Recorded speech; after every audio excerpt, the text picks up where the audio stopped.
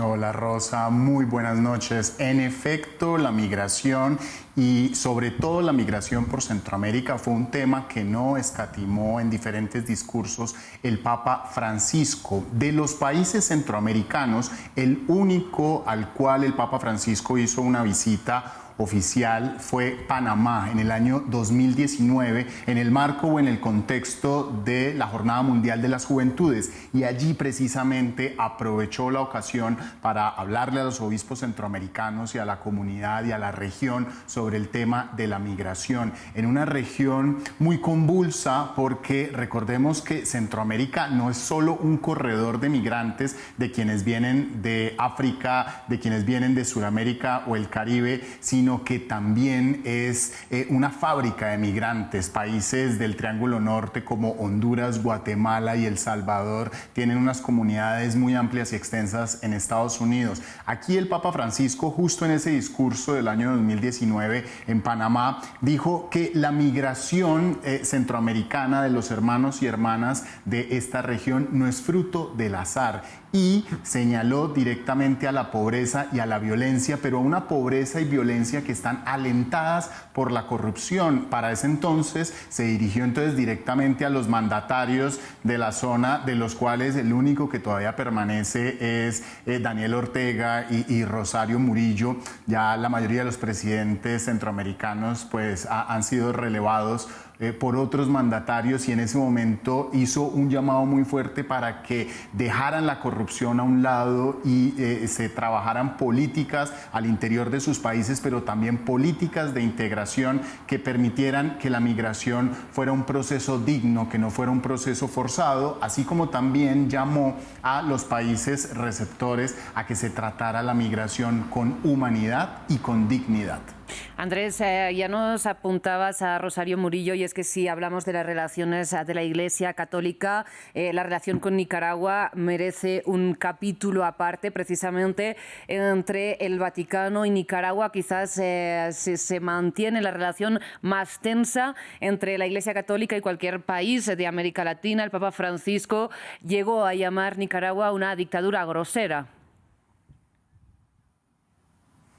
Sí, puede incluso ser la relación de la Santa Sede más conflictiva que tuvo con un país del mundo, fue la que sostuvo con Nicaragua, y aquí hay que hacer un recuento de unos eventos clave de por qué se degradó o por qué escaló a tal conflictividad esta relación entre el régimen de Rosario Murillo, Daniel Ortega y el pontificado del Papa Francisco, y comienza con un punto de quiebre que es en el año 2018, cuando, recordemos, murieron más de 300 civiles nicaragüenses a manos de una represión estatal por la policía, la parapolicía, y a partir de entonces es la Iglesia Católica Nicaragüense la que se suma a ser una oposición, a ser opositora, a reclamarle al Estado por la vida de los nicaragüenses. Los sacerdotes eran uno de los principales activistas a través de las emisoras, de sus radios comunitarias, a través de sus redes sociales, principalmente Facebook, y también lo hacían de una forma muy sutil en sus eucaristías, en los sermones de sus eucaristías. Cuando Rosario Murillo, pero Daniel Ortega, por supuesto, en su momento, ya ahora que son copresidentes, se dieron cuenta que la Iglesia Católica Nicaragüense estaba en su contra, comienza el asedio y la persecución. Unas de las primeras afectadas,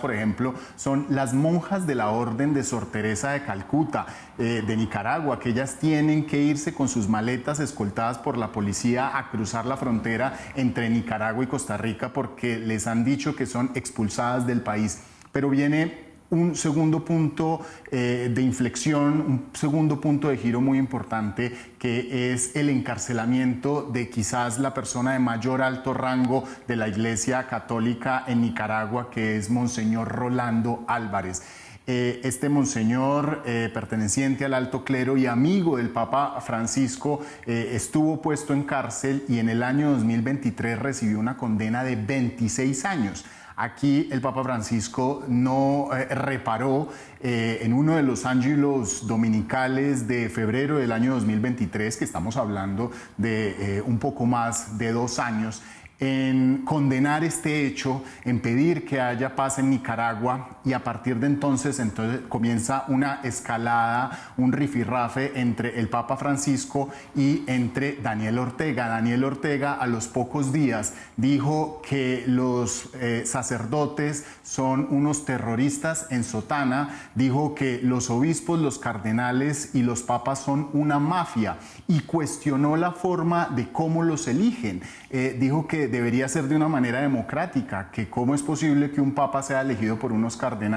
y no sea elegido por los fieles de la Iglesia Católica Mundial. Y dijo que incluso el cura de un pueblo debería ser elegido por los habitantes del mismo pueblo y no puesto por una parroquia. A los pocos días entonces, en una entrevista que dio el Papa Francisco para un medio argentino, para el medio Infobae, y que fue preguntado por el caso Nicaragua, que como dice Rosa es un capítulo aparte, él respondió que lo que estaba sucediendo en Nicaragua es una de las dictaduras groseras, la comparó con la dictadura de Hitler, con la dictadura también de la revolución, con la dictadura rusa del año 1917, y para rematar dijo de Ortega que, con todo respeto, pero tenía un desequilibrio mental. Con todo y esto, Ortega ya no aguantó, se suspendieron las relaciones diplomáticas entre Nicaragua y el Vaticano y bueno, a pesar de que hay una tensión muy fuerte entre estos dos gobiernos, hoy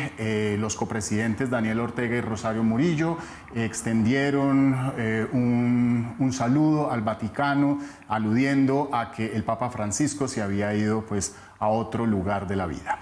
Precisamente por eso te iba a preguntar, Andrés, si había habido reacción por parte de Ortega y Murillo. Ya vemos que sí, a pesar de todo. No sé si de otros mandatarios de Centroamérica también puedes destacar algunas palabras. Bueno, para cerrar el capítulo de Nicaragua, Ortega y Murillo dijeron que aceptaron que sí habían sido unas relaciones muy accidentadas, con bastante tropiezos, pero le echaron la culpa de estas malas relaciones a terceros, a voces disonantes y a circunstancias que según ellos pues no supo entender la Santa Sede. De parte de Guatemala, aquí en el país en el que me encuentro, el presidente Bernardo Arévalo recalcó esa vocación por los pobres del Papa Francisco, recordando su nombre, Francisco, en alusión a Francisco de Asís, por una vocación por la humildad. En el caso de Honduras, la presidenta Xiomara Castro posteó en su cuenta de X una fotografía de ella visitando al Papa Francisco, recordando que además de que la recibió con mucho afecto, el Papa le dio unos consejos muy valiosos sobre cómo superar la pobreza en Honduras. Por parte de Costa Rica se extendió un saludo, unas condolencias a través de la Cancillería, del Ministerio de Relaciones Exteriores, quien dijo que este era pues el primer papa latinoamericano, un gran guía histórico de la humanidad. Y desde El Salvador pues no habló Nayib Bukele, quien se refirió, quien dio las condolencias fue el vicepresidente Félix Ulloa, diciendo que el Papa Francisco le dio un nuevo rostro a la iglesia y por lo tanto trajo más seguidores. Centroamérica, una región en donde, de acuerdo con las encuestas, aproximadamente la mitad de la población de cada país es católica. Estamos hablando de una población católica de unos 26 millones de personas que hoy mira la muerte del Papa Francisco. Andrés.